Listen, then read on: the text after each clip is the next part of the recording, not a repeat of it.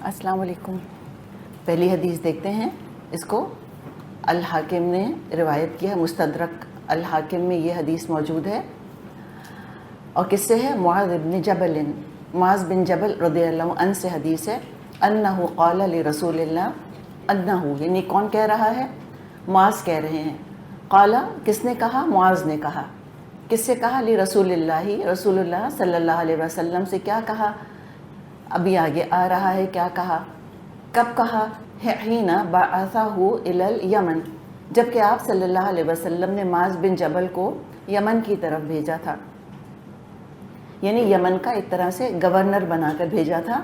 تو بہت ساری آپ نے نصیحتیں ان کو کی تھیں، وہ انشاءاللہ وقتاً فوقتاً ہم پڑھتے رہیں گے۔ ایک تو آپ صلی اللہ علیہ وسلم نے تدریج بتائی تھی ان کو کہ سٹیپ بائی سٹیپ لوگوں کو تم دین کی باتیں بتانا، اس لیے کہ یمن والے سارے کے سارے مسلمان نہیں تھے، تو تبلیغ کا طریقہ بتایا کہ ان کو تم لا الہ الا اللہ محمد رسول اللہ کی طرف دعوت دینا، پھر وہ مان جائیں تو نماز کا بتانا، پھر روزے کا بتانا، تو مختلف چیزیں جو ہیں وہ آپ نے ان کو بتائی تھیں۔ اور یہ معاذ بن جبل یہ فقہائے صحابہ میں سے ان کا شمار ہوتا ہے رضی اللہ عنہ۔ فقہا سے کیا مطلب ہے کہ وہ صحابہ کہ جن کے اندر فقہ کی بڑی سمجھ تھی، حلال اور حرام کی بھی ان کے اندر بڑی سمجھ تھی، ان کا بھی ایک خاص مقام ہے نبی اکرم صلی اللہ علیہ وسلم کی نظر میں۔ ایک دفعہ آپ صلی اللہ علیہ وسلم نے ان سے کہا تھا معاذ سے کہ یا معاذ، کہ اے معاذ میں تجھ سے محبت کرتا ہوں، تو انہوں نے بھی کہا تھا کہ اللہ کے رسول صلی اللہ علیہ وسلم میں بھی آپ سے محبت کرتا ہوں۔ تو یہ معاذ ہیں۔ تو ہم یہ دیکھ رہے ہیں کہ معاذ جو ہیں ان کو آپ نے گورنر بنا کر بھیجا، تو آپ کن لوگوں کو گورنر بنا کے کسی اہم عہدے پر بھیجا کرتے تھے؟ جن کے اندر دین کی اچھی پکی گہری سمجھ ہوا کرتی تھی، جو فقہ جانا کرتے تھے، جن کو تبلیغ کی حکمت آتی تھی، اور آپ باقاعدہ ٹرین کر کے ان کو بھیجا کرتے تھے، تبلیغ کی حکمتیں سکھا کر آپ ان کو بھیجا کرتے تھے۔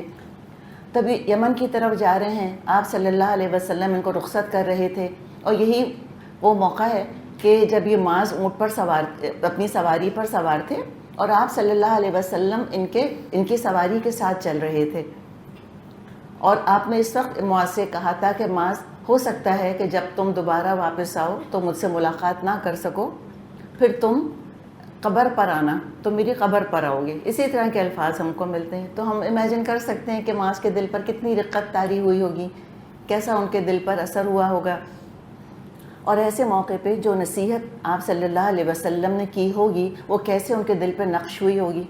عام انسان مرتے مرتے ہم سے کوئی بات کہہ جائے، کوئی سڑک پر ایکسیڈنٹ ہم دیکھیں اور وہاں پر ہمیں کوئی شخص مرتا ہوا مل رہا ہو اور اس کا انتقال ہو رہا ہو، وہ دو الفاظ کہے ہمیں یاد رہ جائیں، حالانکہ نہ ہمارا رشتہ دار نہ ہمارا کوئی جاننے والا، پھر بھی ایک امپیکٹ ہوتا ہے نا انسان کے اوپر۔ اپنے والدین وہ انتقال سے پہلے جو الفاظ کہہ دیں وہ تو پتھر پہ جیسے کہ نقش کر دیا گیا ہو، ایسے ہمارے دماغوں کے اندر وہ کھپ کے رہ جائیں۔ کہاں یہ نبی اکرم صلی اللہ علیہ وسلم، اور آپ کے اقوال، آپ کے نصائح، آپ کی نصیحتیں، آپ کے مشورے، اور ایسے موقع پہ جب آپ نے کہا کہ ہو سکتا ہے کہ اب تم مجھ سے ملاقات نہ کر سکو، تو کیسے ہو سکتا تھا کہ معاذ بھولیں؟ یہ سب باتیں آپ کے ذہن نشین کیوں کرائی جا رہی ہیں؟ تاکہ ہم ان لوگوں کی لا علمی کا علاج کر سکیں جو یہ سمجھتے ہیں کہ حدیثوں کی تو کوئی اہمیت نہیں ہے، صحابہ نے کبھی کوئی امپورٹنس نہیں دی تھی ان کو، وہ تو ایسی قصے کہانیاں اساطیر الاولین، جیسے بڑے بوڑھوں کی باتیں ہم کبھی لائٹ ہارٹیڈلی بیٹھ کے کرتے ہیں کہ اچھا میری دادی تو یہ کہا کرتی تھیں، اور کہتی تھیں نہیں کہتی تھیں، میں نے کہا میں نے سنا ہے کہ میری دادی فلاں جگہ سے آئی تھیں نہیں آئی تھیں، اللہ بہتر جانتا ہے، اس طرح کی باتیں۔ تو کہا جیسے ہم بیٹھ کے خاندانوں میں باتیں کرتے ہیں اور بڑے بزرگوں کو یاد کرتے ہیں، اسی طرح آپ صلی اللہ علیہ وسلم کے انتقال کے بعد کبھی کبھار صحابہ مل کر بیٹھ جاتے تھے اور ایسے ہی بہت لائٹلی کبھی آپ کی باتوں کا تذکرہ شروع کر دیتے تھے۔ تب آپ بتائیے کہ کیا معاذ بن جبل کے دل پر یہ ایسا لائٹ اثر ہوا ہوگا آپ صلی اللہ علیہ وسلم کی بات کا؟ انہوں نے ایسی لائٹلی لیا ہوگا اس کو؟ سوال ہی نہیں پیدا ہوتا۔ انہوں نے اس کو کس دل سے، کس جذبے سے لیا ہوگا، کتنی سنجیدگی سے لیا ہوگا، اور کیسے پھر عمل کیا ہوگا، اور کیسے آگے بتایا ہوگا۔ اور یہ بھی ہم سمجھ سکتے ہیں، دیکھیں جو ہماری ماؤں نے ہمیں نصیحتیں کی تھیں نا، اپنی بیٹیوں کو نصیحتیں کرتے ہیں، ہوتا ہے نا اسی طرح تو جب معاذ رضی اللہ عنہ کو آپ صلی اللہ علیہ وسلم نے یہ نصیحت کی تھی، تو آگے جب معاذ لوگوں کی تربیت کرتے ہوں گے تو یہ بتاتے ہوں گے کہ نہیں بتاتے ہوں گے؟ اور بعد میں مزید وزن پیدا کرنے کے لیے کیا وہ یہ کہتے ہوں گے کہ یہ میرا قول ہے، یا وہ یہ کہتے ہوں گے کہ اللہ کے رسول صلی اللہ علیہ وسلم نے یہ فرمایا تھا؟ کہتے ہوں گے نا۔ اس سنجیدگی کے ساتھ احادیث کو لیا گیا، اس سنجیدگی کے ساتھ اور احساس ذمہ داری کے ساتھ ان کو آگے بیان کیا گیا، اس حد تک کہ اگر تو آپ صلی اللہ علیہ وسلم کا کوئی قول نقل کر رہے ہوتے تھے صحابہ تو کہتے تھے یہ کہا یا یہ کہا، او کما قال، یا اس سے ملتے جلتے کوئی الفاظ کہے، اس طرح کہا کرتے تھے کہ کہیں خدا نہ خواستہ کوئی لفظ ادھر سے ادھر ہو گیا انجانے میں تو کہیں اللہ کے ہاں جھوٹے نہ لکھ لیے جائیں۔ اس لیے کہ آپ صلی اللہ علیہ وسلم نے فرما دیا تھا کہ من کذب علیہ متعمدًا، جس نے جان بوجھ کے مجھ پر جھوٹ گھڑا، فلیتبوأ مقعدہ من النار، تو وہ اپنا ٹھکانہ آگ پر بنا لے قیامت کے دن۔ تو میرے اور آپ کے لیے سبق یہ ہے کہ ہم بغیر تحقیق کیے کسی بھی بات کو حدیث کہہ کے آگے فارورڈ نہ کیا کریں جب تک کہ ہم تحقیق نہ کر لیں اس کے بارے میں۔ تو یہ ہے معاذ، انہوں نے کہا یمن جاتے ہوئے، یا رسول اللہ، اے اللہ کے رسول صلی اللہ علیہ وسلم، اوصنی، مجھے کوئی وصیت کیجئے۔ وصیت کیا؟ نصیحت کیجئے۔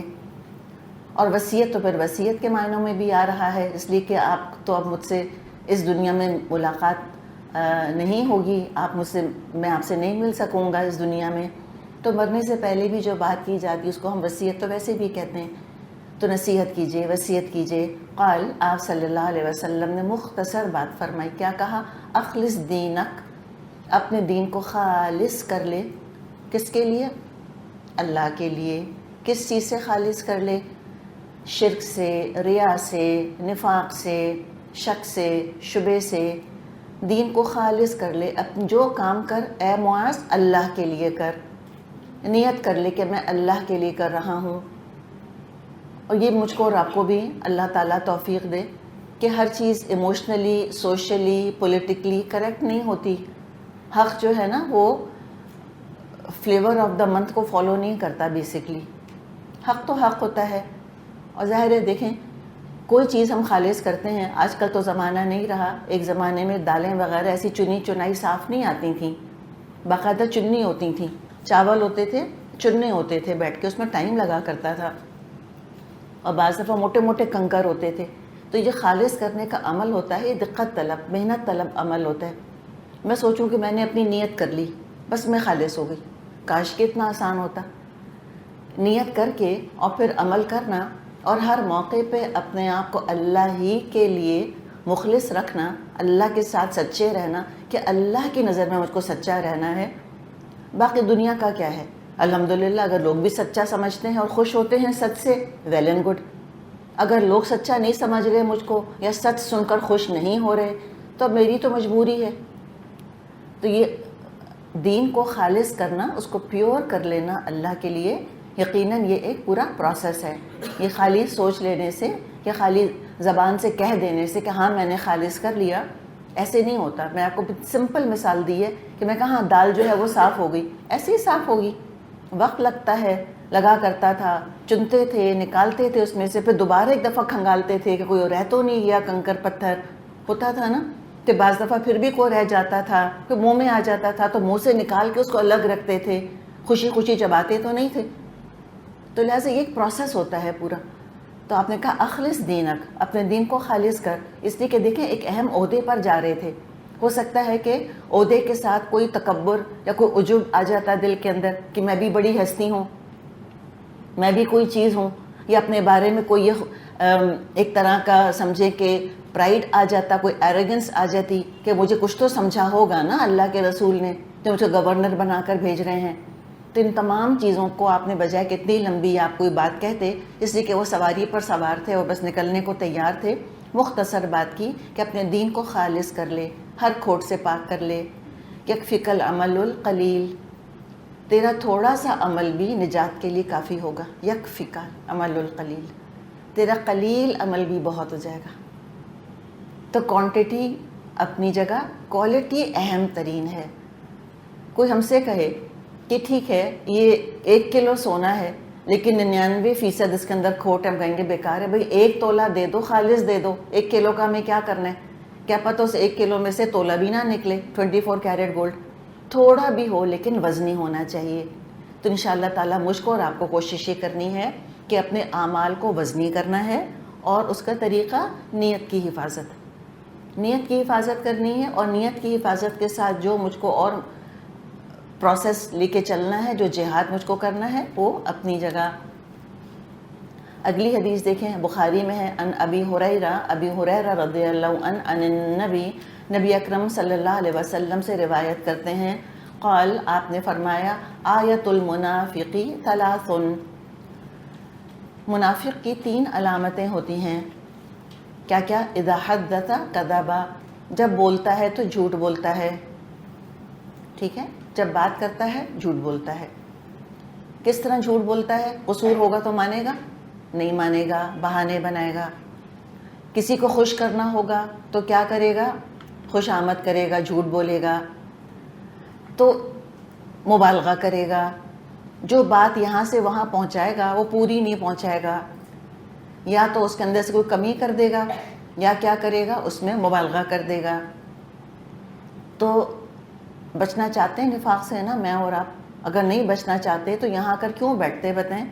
یہاں آ کر بیٹھنا اللہ تعالیٰ قبول کر لے میرا اور آپ کا، اللہ ہماری نیتوں کو خالص کر لے اپنے لیے خاص الخاص، کہ ہم کیوں نکل کر آئے ہیں یہاں سے، کیا ملتا ہے مجھے بتائیں؟ کچھ بھی تو نہیں ملتا نا، ایک گلاس پانی بھی آپ خود پی لیتی ہیں تو پی لیتی ہیں، ہم تو نہیں آپ کو آفر کرتے ہیں یہاں پہ۔ تو نیتوں کو خالص اللہ کے لیے رکھنا ہے انشاءاللہ تعالیٰ، اور ہمیں نفاق سے اپنے آپ کو کانشیسلی دور کرنا ہے۔ سب سے بڑی چیز جس نے کہ مسلمانوں کو کھا لیا ہے وہ ہے جھوٹ۔ پتہ نہیں کیوں ہم بات بات پہ جھوٹ بولتے ہیں، کیوں ہم بات کو کچھ کا کچھ بنا دیتے ہیں۔ اگر ہم آگے کوئی بات کوٹ کر رہے ہیں، دیکھیں سب سے بڑا ہمارا جو خطرے کا مقام ہے جب ہم کسی کا قول یا کسی کا عمل آگے نقل کرتے ہیں۔ ہم بعض دفعہ اس شخص کی محبت کی وجہ سے، یا اس شخص کی عزت کی وجہ سے، یا اس شخص سے کچھ بغض کی وجہ سے کچھ اس کی بات میں تبدیلی کر دیتے ہیں، کچھ نہ کچھ اضافہ، کچھ نہ کچھ کمی کر دیتے ہیں۔ تو کوٹ کرتے ہوئے بہت محتاط ہونا چاہیے کہ میں نے اس کو فون کیا، اس نے مجھ سے یہ کہا تھا، جتنا کہا تھا اتنا کہیں۔ ایک تو میں آپ کو مشورہ دوں گی کہ کبھی کسی کا قول اور کسی کا عمل اور کسی کی باتیں آگے نہ کوٹ کریں۔ المجالس بالامانہ، مجلسیں امانت کے ساتھ ہوتی ہیں۔ ریزن ہم نے پہلے بھی ڈسکس کیا تھا، آپ میں سے کسی کو یاد ہے؟ ہم نے کیا ریزن ڈسکس کیا تھا کہ ہمیں کوئی بات آگے کیوں نہیں بیان کرنی چاہیے؟ مثال کے طور پہ سمپل بات کہ میں کہتی ہوں یا مجھ سے کوئی کہتا ہے کہ ہم کل لاہور جا رہے ہیں، ٹھیک ہے، سیدھی سیدھی بات ہے نا، کوئی ٹریڈ سیکرٹ ہے، کوئی نیوکلیئر کوڈ ہے، کچھ بھی نہیں ہے، سیدھی سی بات ہے۔ مجھے بتائیں آگے بتانا چاہیے کہ نہیں سب کو؟ ابھی ہم نے کیا ڈسکس کیا کہ گفتگو کو آگے کوٹ نہیں کرنا چاہیے۔ اب مثال کے طور پہ کسی نے مجھ سے کہا کہ میں کل لاہور جا رہا ہوں، اور میں نے آگے سب کو بتا دیا۔ اب کسی تک یہ بات پہنچ، اچھا ہو سکتا ہے میں نے بتا تو دیا نا، ہو سکتا ہے عین موقع پہ پلان چینج ہو گیا، نہیں گئے لاہور، ہوتا ہے ایسے۔ جن کو بتایا تھا ہو سکتا ہے ان کا یہ ارادہ تھا اور انہوں نے سوچا ہوگا کہ ہم ملنے جانا چاہتے ہیں ان کے اس دن۔ اب انہوں نے کہا نہیں وہ تو لاہور جا رہے ہیں، ہم تو نہیں جا سکتے ملنے۔ اب پتہ چلا تھرڈ پرسن سے کہ وہ تو لاہور نہیں گئے، تو وہ کیا سوچیں گے؟ کیا سوچیں گے؟ انہوں نے کہا، انہوں نے جھوٹ، سپوز انہوں نے مجھ سے کہا تھا ہم ملنے آنے والے ہیں، اب میں نے کہا کہ نہیں وہ تو یہ ہو گیا یا وہ ایشو ہے، کچھ بھی ہم نے کہہ دیا۔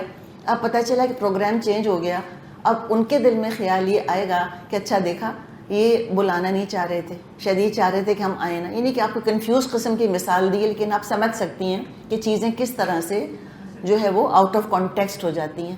تو مجھے اور آپ کو ضرورت نہیں کہ تھرڈ پرسن کی باتیں میں کسی کو بتاؤں، وہ خود بتا دے گا نا، اس کا اپنا دل چاہے گا تو بتا دے گا۔ لیکن لوگ کیا ایکسپیکٹ کرتے ہیں ہم سے کہ ہم ہر ایک کی گفتگو ان تک ضرور پہنچائیں۔ کوئی میرا اور آپ کا یہ فرض نہیں ہے کہ ہم ہر گفتگو دوسرے تک پہنچائیں، تو بعض دفعہ اس سے بھی غلط فہمیاں پیدا ہو جاتی ہیں تو کوٹ کرنے کی تو ضرورت ہی نہیں ہے کہ میں نے فلاں کو فون کیا، وہ کیا کر رہی تھیں، انہوں نے کیا کہا، مجھ کو ایگزیکٹلی یاد بھی نہیں رہے گا، میں ضرور گڑبڑ کروں گی. تو سیف کیا ہے انسان کا؟ سیف عمل کیا ہے کہ ہماری خیریت کس کے اندر ہے کہ ہم زیادہ باتیں نہ کیا کریں. اور کوٹیشن تو بہت خطرناک ہوتے ہیں، اس میں ضرور آگے پیچھے کوئی نہ کوئی مسئلہ ہو جاتا ہے.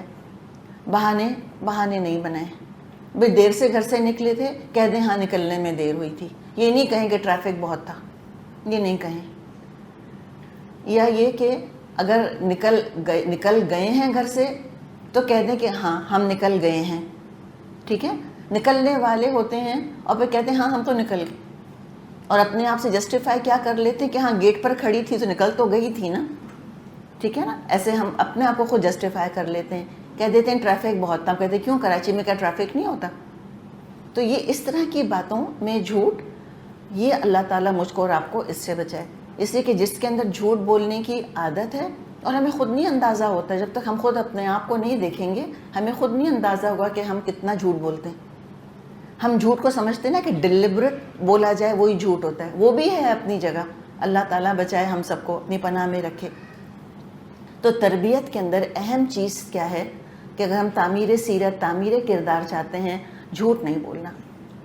اسی کہ دیکھیے جھوٹ کیا کرتا ہے بیسکلی، یہ ہمیں ایک شیلڈ فراہم کر دیتا ہے اور اس جھوٹ کے پیچھے ہم اپنی کمزوریاں، خرابیاں چھپا لیتے ہیں.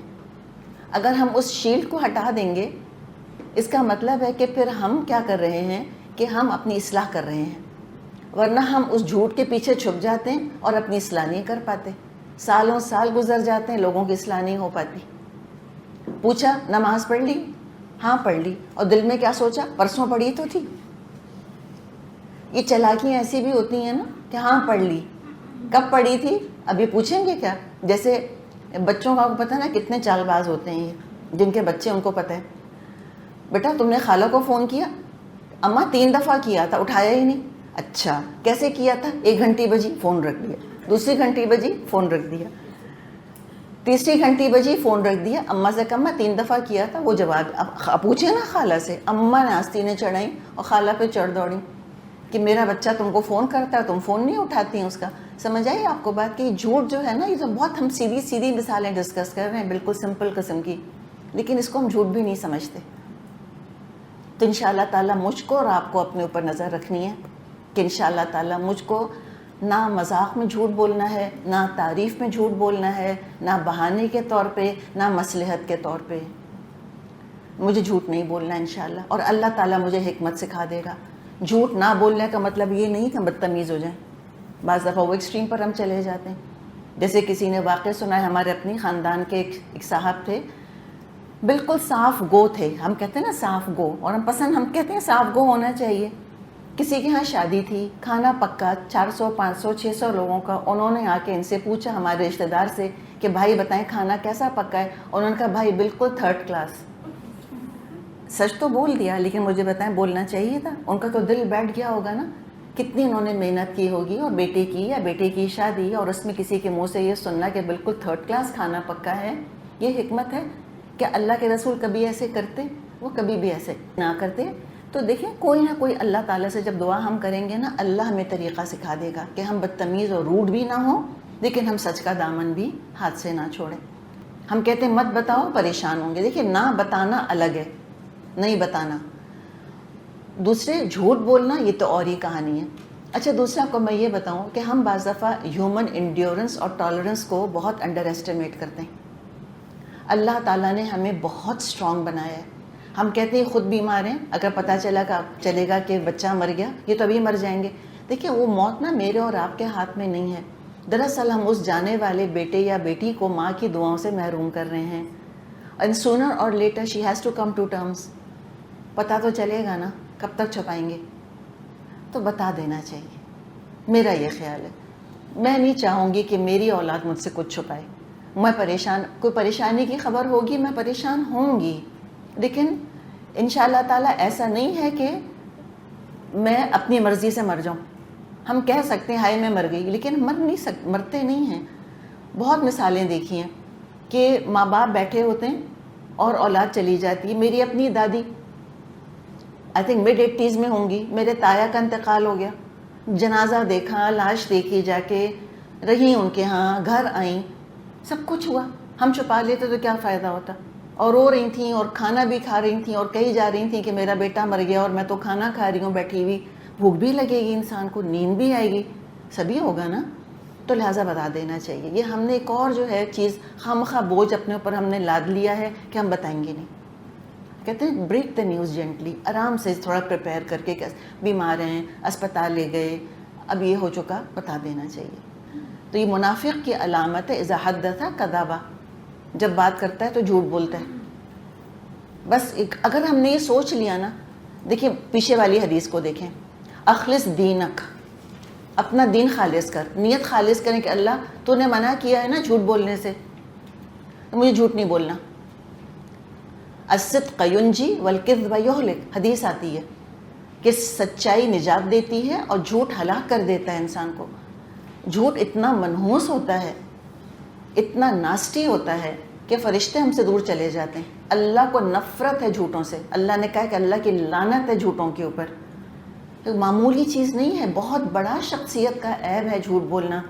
اللہ کی نظر سے گرتے ہیں اور لوگوں کی نظر سے بھی گرتے ہیں اور اپنی سیلف رسپیکٹ بھی کھوتے ہیں. اپنے آپ کو تو فیس کرنا ہے نا ایونچولی. اپنی شکل آئینے میں دیکھ کیسے سکتا ہے انسان جھوٹ بولنے کے بعد؟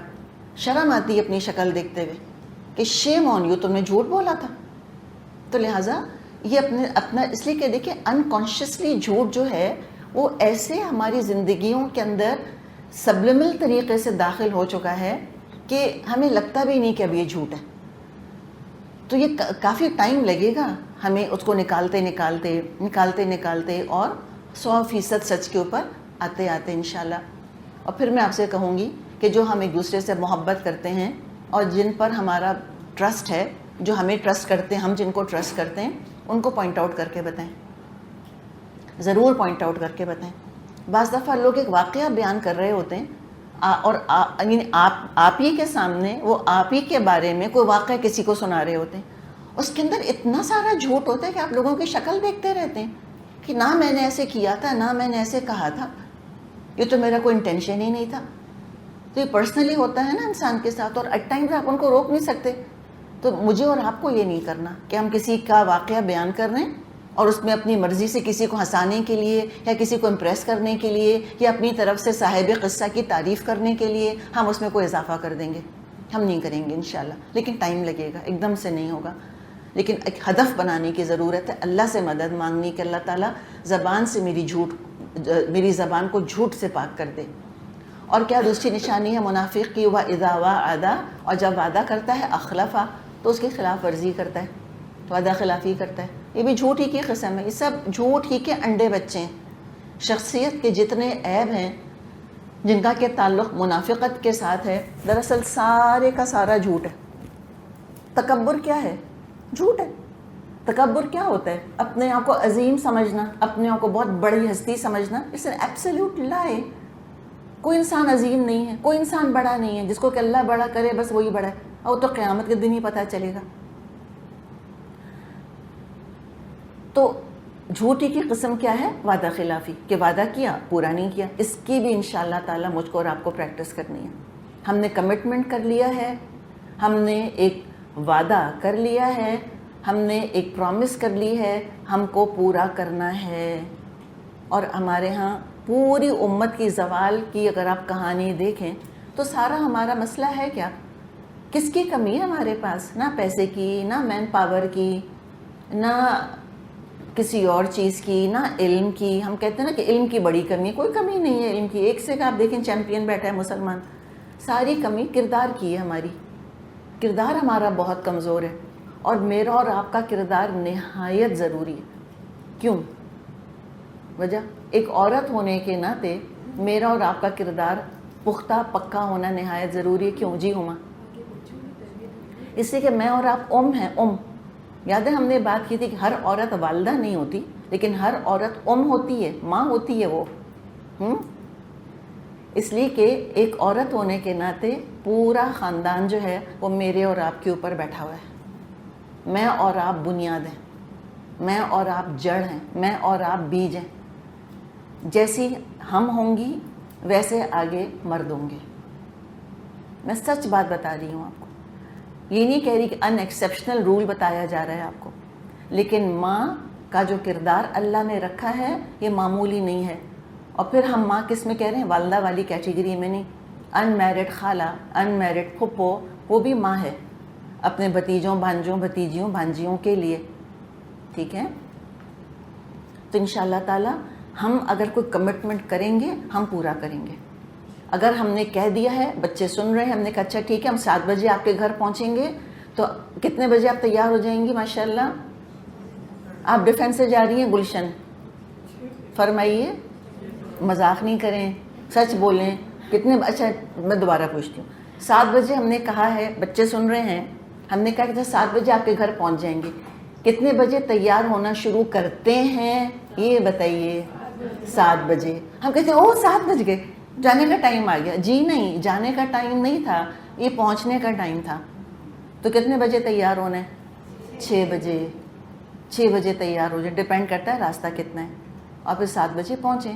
یا تو پھر ایگزیکٹ ٹائم نہیں کہا کریں, کہیں کہ بھئی ہم اتنے بجے کے بعد آئیں گے, ہم مغرب کے بعد آئیں گے, مغرب اور عشاء کے درمیان آئیں گے. ایسے کریں, اپنی طرف سے کریں. گھر والوں کی ذمہ داری نہیں لیتے, اب وہ تیار نہیں ہو چکتے, اب یہ ان کا مسئلہ ہے.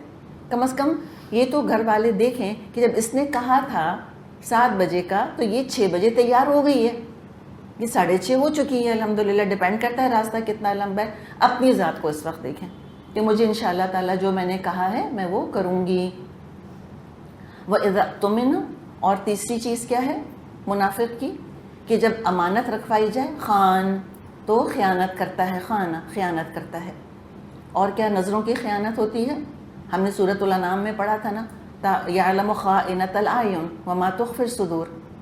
اللہ تعالیٰ تو نظروں کی خیانت بھی جانتے ہیں. الحمدللہ اللہ کے فضل سے اب آپ اتنے عرصے سے آ رہی ہیں, اب یقیناً آپ کی نظر ٹیسٹ دیتے ہوئے ادھر سے ادھر نہیں ہوتی ہوگی, اب خود ہی بعض دفعہ غیر اختیاری طور پہ اڑ جاتی ہے, وہ اور بات ہے.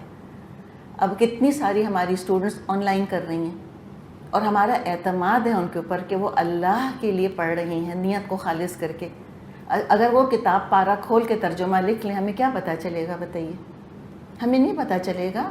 صرف کیا ہے کہ اللہ نہیں قبول کرے گا. ساری محنت, ساری مشقت, کیا فائدہ ہوا کہ منہ پر دے ماری جائے قیامت کے دن. تو جو آن لائن اسٹوڈنٹس ہیں, جب وہ ہم سے کہتی ہیں کہ پلیز ہمیں اس وقت آپ ٹیسٹ کرنے دیں, ہم نہ کسی سے پوچھیں گی اور نہ ہم دیکھیں گی, ہم ٹرسٹ کرتے ہیں. اس لیے کہ ڈیفالٹ پوزیشن مومن کی کیا ہوتی ہے؟ ایک دوسرے پر بھروسہ کرنا, ٹرسٹ کرنا. ورنہ آپ دیکھیں محبت نہیں رہ سکتی, مسلسل نا ایکٹف رہے گی. میں آپ کو ٹرسٹ نہیں کرتی, ہر ایک کو شک سے دیکھ رہی ہوں, اور آپ مجھے ٹرسٹ نہیں کرتی, آپ مجھے شک سے دیکھ رہی ہیں. مجھے پتہ ہے محبت کہاں گئی پھر؟ بغیر اعتماد کے, ٹرسٹ کے تو محبت ہو ہی نہیں سکتی. تو یہ محبت ضروری ہے. تو جب امانت رکھوائی جائے, راز امانت ہوتے ہیں, امانت رکھوائی جائے تو کیا کرتے ہیں؟ خیانت کرتے ہیں. اس کے بارے میں بھی ہم نے کافی بات پہلے بھی کی تھی, لیکن دوبارہ سے یاد دہانی کرانے میں کوئی حرج نہیں ہے. خاندان کی باتیں دوسروں کو نہیں بتائی جاتی, گھر کا بھیدی لنکا ڈھائے, یہ نہیں ہوتا. گھر کی باتیں گھر میں رکھی جاتی ہیں. تو کیا سوشل میڈیا پر ڈال سکتے ہیں؟ دیکھیے کون رہے, ہاں بتائیں. کسی کی تصویر کھینچ کے اسے بغیر پوچھے اس کی تصویر کھینچ سکتے ہیں. لوگوں کو اندازہ ہی نہیں ہوتا کہ کیمرہ کتنی بڑی امانت ہے. درس کی مجلسوں میں آتے ہیں, ایک پردے والی خاتون, ایک یا کئی پردے والی خواتین بیٹھی ہوتی ہیں, تو کیا ان کی تصویر کھینچ کے ڈال سکتے ہیں؟ کسی کو دکھا سکتے ہیں؟ ان سے پوچھے بغیر تصویر کھینچ سکتے ہیں ان کی؟ نہیں. امانت ہے, میرا وجود امانت ہے. مجھ سے پوچھے بغیر کہ مجھے ٹچ نہیں کر سکتا, مجھ سے پوچھے بغیر کہ میری تصویر نہیں لے سکتا, اور کسی اور کو دکھانے کا تو کوئی سوال ہی پیدا نہیں ہوتا. تو امانت کہاں تک جاتی ہے پھر ہم دیکھیں. تو جب امانت رکھوائی جائے تو خیانت کرتا ہے. اور نظروں کی امانت اور کیا ہوتی ہے؟ بہت ساری چیزیں ہیں کہ نظروں کو کیسے انسان جھکا کے رکھے گا, ان کی حفاظت کرے گا. کوئی چیز اگر کوئی نہیں دکھانا چاہتا تو پھر ہم بھی اس کا لحاظ کریں. پھر وہ ہم پردے کی بات کرتے ہیں. کوئی خاتون ہیں پردہ کرتی ہیں, چہرہ ڈھانکتی ہیں, ہرگز مجھ کو اور آپ کو اجازت نہیں ہے کہ میں ان کا حال حلیہ کسی غیر مرد کے آگے بیان کروں. اگر یہ حال حلیہ بیان کرنا تھا، ہم نے تو پردہ کھول دیا نا ان کا. میری آنکھوں نے ان کا چہرہ دیکھا تھا، پھر میری زبان نے ان کا چہرہ کسی غیر محرم کے آگے بیان کر دیا، تو میں نے تو امانت میں خیانت کری. آنکھوں کی امانت نہیں رکھی میں نے. تو کوئی پوچھے وہ فلاں کیسی ہے، فلاں کیسی ہیں، کہتی ہیں جیسی بھی ہیں. بس ٹھیک ہے، ہم تو نہیں بتا سکتے، وہ پردہ کرتی ہیں، صاف کہہ دینا چاہیے وہ پردہ کرتی ہیں، میں نہیں بتا سکتی آپ کو ان کی شکل. رائٹ؟ تو یہ چھوٹی چھوٹی چیزوں کے اندر خیال کریں انشاءاللہ تعالیٰ، تو پھر بڑی بڑی چیزیں بھی انشاءاللہ تعالیٰ خود ہی اپنی جگہ پر آ جائیں گی. بس ارادہ کرنے کی ضرورت ہے. اب دیکھیں یہ دعا اسی سے متعلق ہے، بیہقی میں یہ دعا ہے. چلیے کیا دعا ہے؟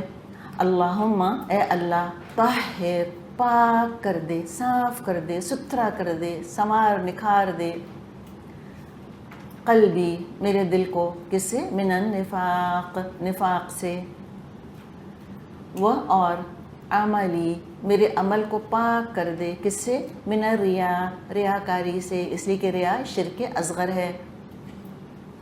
ولسانی، اور اللہ میری زبان کو پاک کر دے، کس سے؟ من الکذب، جھوٹ سے. جب جھوٹ سے زبان پاک ہو جائے گی تو وعدہ خلافی بھی دور ہو جائے گی انشاءاللہ تعالیٰ، مبالغہ بھی چلا جائے گا. اور دیکھیں جب ہم بات نپی تلی کرتے ہیں نا، نپی تلی بات انسان کی شخصیت کے اندر گریس پیدا کر دیتی ہے، اور مبالغہ آرائی والی بات ہمارا وقار لے جاتی ہے. مناسب بات کرنی چاہیے. مناسب بات میں ہیومر بھی ہو سکتا ہے، مزاح بھی ہو سکتا ہے، سبھی کچھ ہو سکتا ہے. لیکن اگر اپنی شخصیت کو ہم پروقار بنانا چاہتے ہیں، گریسفل بنانا چاہتے ہیں، تو ناپ تول کر بات کریں. تو اللہ تعالیٰ میری زبان کو جھوٹ سے پاک کر دے. اور عینی، اللہ میری آنکھوں کو، میری آنکھ کو پاک کر دے، کس سے؟ من الخیانہ، خیانت سے. فَإِنَّكَ تَعْلَمُ خَائِنَةَ الْأَعْيُنِ، تو بے شک اللہ تو جانتا ہے آنکھوں کی خیانت. وَمَا تُخْفِي الصُّدُورِ، اور جو کچھ دل چھپائے رکھتے ہیں، اللہ تو خوب اچھی طرح جانتا ہے. چلیں اب میں پڑھتی ہوں، آپ میرے پیچھے پڑھیں. اللہم طہر قلبی من النفاق، وعملی من الریاء، ولسانی من الکذب، وعینی من الخیانہ، فَإِنَّكَ تَعْلَمُ خَائِنَةَ الْأَعْيُنِ وَمَا تُخْفِي الصُّدُورِ. بہت دل سے اللہ تعالیٰ سے مانگتے ہیں، اللہ تعالیٰ بس ہمیں اسی وقت اللہ ہماری دعا قبول کر لے، اس یقین کے ساتھ کہ میں نے مانگی اور قبول ہو گئی، اور میں ایسی ہی ہو گئی انشاءاللہ.